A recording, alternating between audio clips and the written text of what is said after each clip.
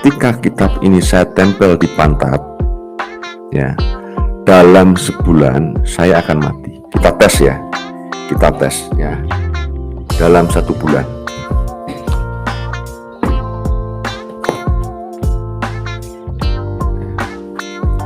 Kita lihat apakah dalam sebulan saya akan mati. Ya. Kita taruh lagi. Ya.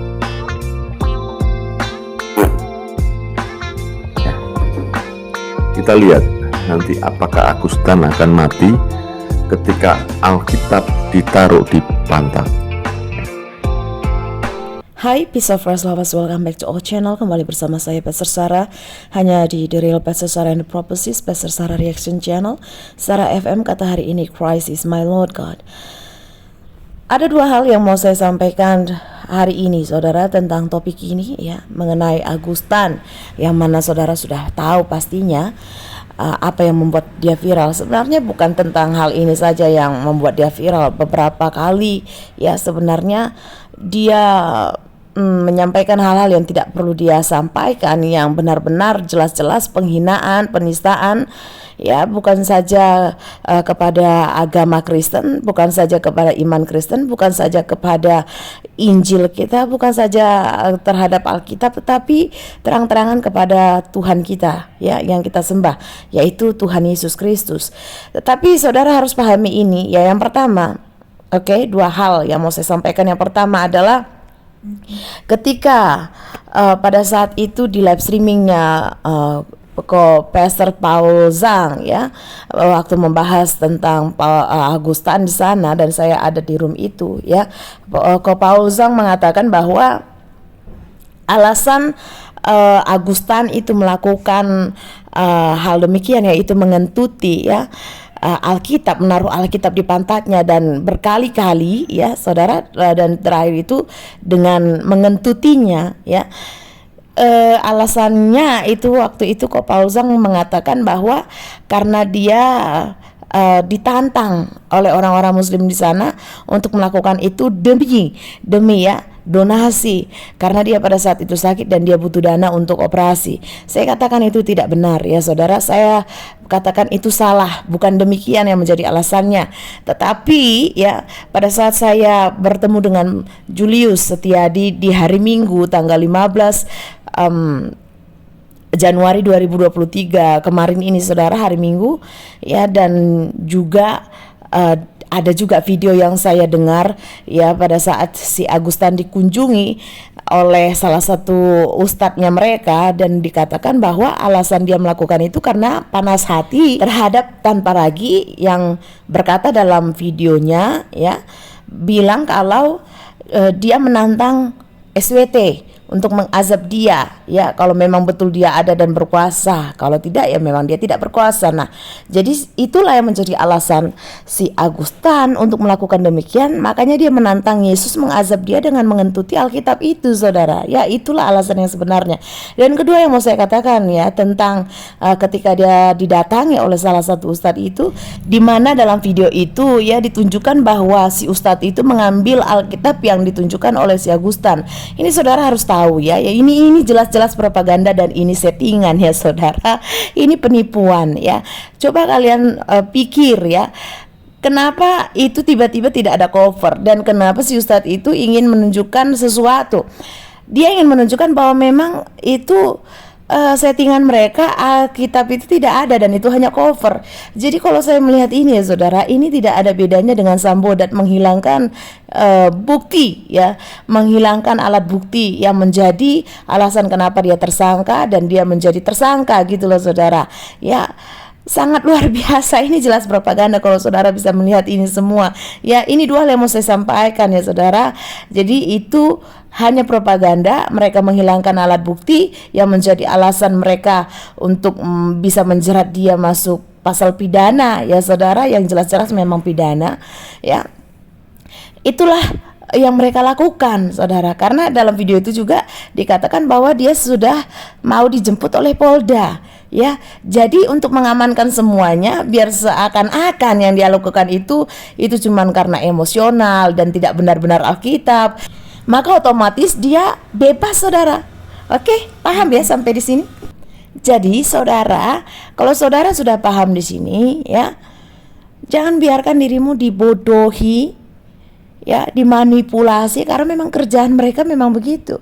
Nah, kalau mau soal azab-azaban ya, ini lihat kalian cover ini. Ini waktu itu topik yang saya bawa. Waktu mereka mengatakan domba kecil ya. Ada salah satu channel dulu saudara kita, dia sudah meninggal, channelnya domba kecil, dan dia meninggal dan katanya itu karena azan. Saudara, saya bawa topik azan saudara. Dan maaf ini ya, maaf, tapi ini memang fakta ya. Suara rozan itu saudara, mau bunyi mau berapa kali, waktu kita berak pun nggak mempengaruhi. Saya coba, bagi mereka saya itu orang-orang yang menghujat dan apalah terserah mereka ya. Tapi buktinya saya berak berapa kali dan rozan itu bunyi terus saudara, nggak ada apa-apanya buat saya. Bahkan saya saat live streaming juga sering banget si rozan itu bersuara saudara, nggak ada apa-apanya. Ya, memang nggak ada apa-apanya si SWT itu saudara. Nah, bagaimana kalau saya bilang seandainya nih saya katakan ya, seperti yang dibilang misalnya tanpa ragi, seandainya saya bilang begini, ya, si SWT itu nggak ada apa-apanya, itu di bawah kaki saya, ya. Tuhan Yesus itu sudah menyerahkan setan-setan untuk di bawah kaki kami, untuk ditumit kami, untuk kami injak-injak, kami remukkan kepalanya.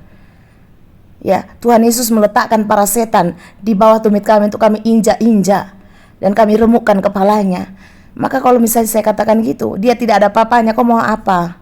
Kau mau apa? Memang gak ada apa-apanya. Buktinya gak ada terjadi apa-apa. Gak usah lebay gitu loh. Ya, gak usah juga terus kau melakukan itu, Agustan. Kau gak akan sampai ke Februari 2023. Ingat itu. Saya Pastor Sarah, Tuhan Yesus memberkati. Apa saya mati, saudara? Saya mati? Enggak kan? Nggak usah lebay. Ya, nggak usah lebay. Udah saya bilang, kita aja berak, saudara. Orang berak dengar rojan. Menurutmu saya nggak pernah berak gitu? Menurutmu orang-orang Apol itu yang kau anggap kami adalah penghujat itu, penghujat Islam, kau pikir kami nggak pernah berak? Kami berak loh. Dan kami juga berak di jam-jam rojan kalian itu juga. Apa kami mati? Enggak. Kami baik-baik saja. Jadi nggak usah sok bilang-bilang. Dan saya kasih tahu ya, saya lanjutkan cerita saya waktu itu. Waktu itu saya ingin ke masjid. Ketika saya lari, ketika mendengar rojan ini, ke arah suara rojan itu berada, saudara. Saya bilang rojan. Rojan itu bahasa Batak, saudara. Rojan itu rojan. Unang rojan kok. Jadi kayak orang apa dibilang gila. Pokoknya nggak tahu ya. Pokoknya orang gila dicampur kurang ajar, itulah rojan kalau orang Batak. Saya kurang bisa mengartikan itu ya, bahasa Batak itu rojan. Saya tidak akan sebut kata azan itu. Ketika saya mendengar suara rozan ini, saudara, rozan ini, saya memang waktu itu sangat ingin ke masjid ya waktu itu, ke tempatnya itu. Saya bilang sama teman saya yang salah satu sahabat saya dari waktu zaman kuliah. Tapi kami sudah tidak bersahabat lagi, seperti dulu setelah saya menjadi hamba Tuhan. Sejak tahun 2007, dia tahu saya mengambil kuliah sekolah kitab, kami kurang baik ya, artinya kami berhubungan baik. Saya datang ke rumahnya, silaturahmi, kami ya merayakan lebaran, hanya beberapa tahun ini aja saya tidak gitu, karena memang faktor kami pun udah di luar kota, beda. Tapi pernah saya bilang sama dia, Kak, saya nggak usah sebut namanya ya, Kak, kok aku kalau dengar rojan itu selalu pengen ke masjid ya, rasanya kayak suruh ke masjid gitu. Terus dia bilang, alhamdulillah berarti kamu udah dapat hidayah. Ih, hidayah apa maksudmu? Sorry ya, maaf. Aku memang menghormatimu sebagai orang muslim. Kamu juga sholat di tempatku biasa. Tapi aku tidak akan ke agamamu. Nah, singkatnya saudara, saya memang saat itu benar-benar berlari dan sudah tidak tahan. Dan rasanya saya ingin ke sana. Dan saudara tahu, ketika saya sampai di sana, ya, jadi kalau, dan ini bukan penistaan ya, kalau saudara mau bilang, ini pengalaman hidup saya. Saya melihat di situ, ketika saya di situ, bagaimana itulah cara Tuhan ya. cara Tuhan untuk memperkuat iman saya, karena memang saya pun rajin berdoa juga selama itu, ya. Walaupun saya memberi celah kepada setan dengan berpacaran dengan muslim, itu kesalahan saya, tetapi pada dasarnya saya adalah orang yang sangat taat dan juga sangat berdoa. Bahkan orang tua saya doa, dan saya percaya itu juga adalah karena doa mama saya. Karena pada saat itu sampai kami akhirnya putus itu karena mama saya langsung terbang dari Medan ke Jawa. Itu pun karena dari opung saya. Opung saya itu bukan opung kandung ya, jadi adik opung saya. Bukan papanya mama saya, tapi bapak udahnya, adik papanya. Chinese ya saudara. Jadi kalau Chinese itu kan masih ada, nggak tahu. Yang pasti opung saya itu orang bilangnya dia sinse. Dia ngobatin orang tapi dia punya juga ilmu spiritual.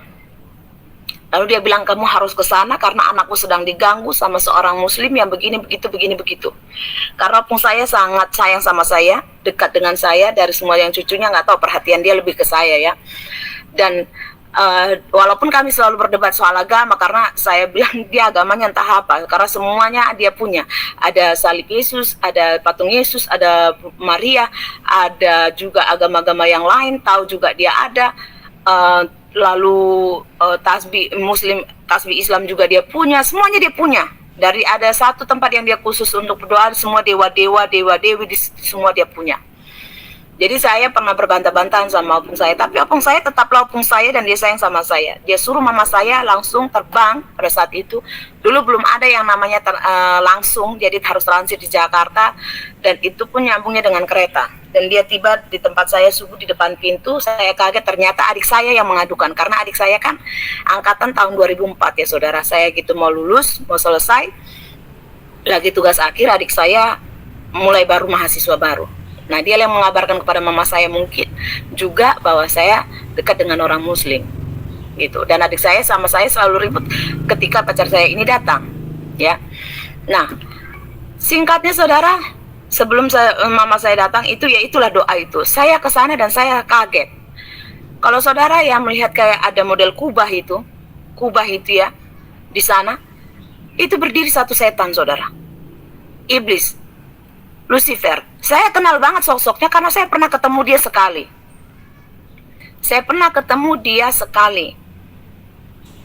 Dalam mimpi. Jadi saat saya tahu itu saya tahu banget iblis. Saya nggak tahu apakah ini dia ada digambarkan di Google, saya nggak tahu apakah orang pernah ini, tapi yang saya lihat ya ini, dia badannya merah ya saudara, badannya merah semua. Itu besar sekali saudara. Dia mengangkat kakinya kepada lambang. Saya nggak akan sebut lambangnya apa, tapi saudara tahu lambang mereka ini apa kan? Mengangkat kakinya satu di situ dan yang satunya di kubahnya. Jadi saudara bisa bayangkan betapa besarnya dia. Dan dia berkaca pinggang dan ekornya itu panjang saudara. Dan tapi ujungnya itu bentuknya seperti model apa ya dibilang? Panah, runcing gitu, runcing banget. Ujungnya itu runcing seperti modelnya panah, bercabang. Saudara kalau lihat ular yang lidahnya bercabang, seperti itulah dia, tetapi dia cabangnya itu justru membentuk keluar. Kalau cabang lidah ular itu kan dia keluar itu, yang terbelahnya keluar ya, tetapi yang bagian belahannya itu di dalam. Jadi bentuknya seperti panah, seperti itulah ekornya. Dan dia saudara, matanya itu sangat merah seperti api, badannya juga. Dia besar banget. Dan itu kepalanya itu ada tanduknya. Kupingnya itu saudara, kalau saudara pernah dia itu lancip ujungnya seperti itu, lancip seperti saudara tahu daun yang lancip ya. Kalau daun kan itu dia seperti ada gendut kanan kiri itu sama besar ya, lalu seperti ada ujungnya gitu. Dia ini enggak, dia seperti lancip saudara. bukan yang besar begitu. Bagaimana ya saya ini ya? Saya nggak bisa menunjukkan gambarnya ya. Duh, tapi saudara tahu ya, seperti itu, dan itu di atasnya. Langsung saya kaget, intinya saya melihat setan di atasnya. Saya kaget, langsung saya lari balik meninggalkan tempat itu saudara. Sampai hari ini, saya benci suara itu. Saya benci rozan itu, karena saya tahu ada apa di balik rozan itu.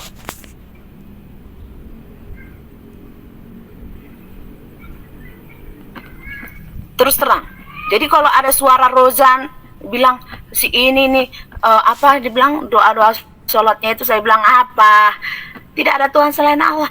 Oh, Allah mana? Tuhan mana? Gitu-gitu saya jawab-jawab dalam hati. Jadi soal domba kecil.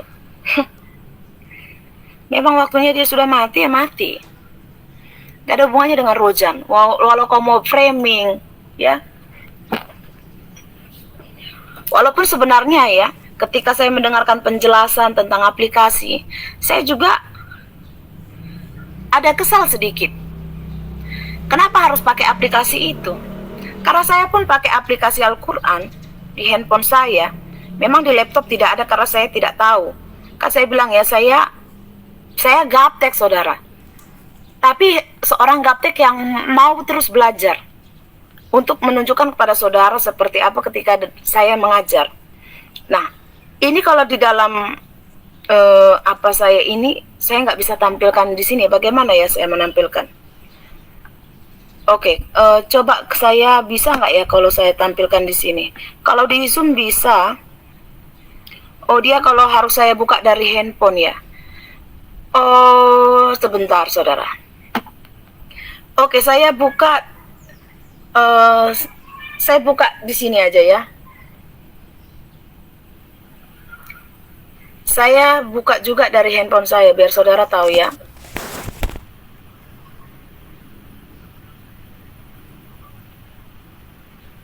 Ini dari handphone. Saya punya aplikasi Al-Quran, tapi nggak ada pakai suara azan-azan itu. Makanya apa nggak ada aplikasi lain yang kalian bisa pakai gitu loh untuk para Kristubers?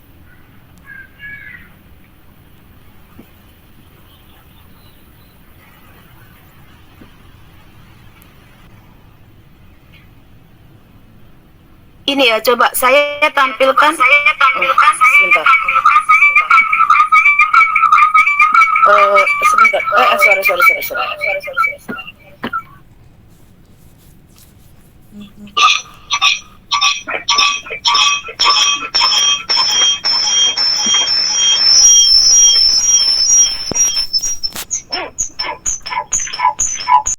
Ada aplikasi Al-Quran Indonesia yang profilnya itu hijau. Itu nggak ada tuh suara azan-azan gitu loh. Jadi pakailah aplikasi Al-Quran yang nggak perlu pakai ada suara azan. Jadi orang nggak bisa memframing.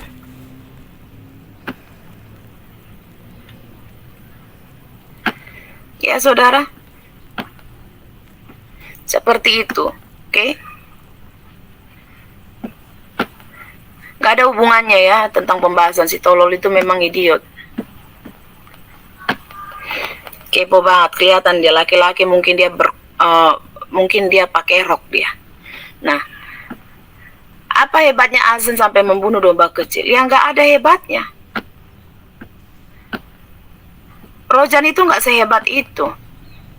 Nah, saya juga mau ajak untuk membuktikan ya, para Kristubers ya yang mendengarkan saya pada hari ini, yang kalian punya channel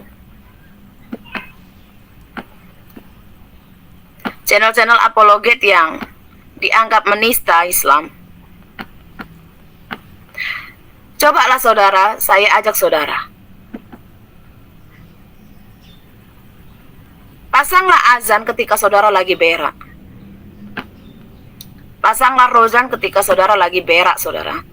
Apakah saudara kena azab atau tidak? Pasanglah rozan ketika saudara berak. Apakah saudara kena azab? Apakah saudara kena azab?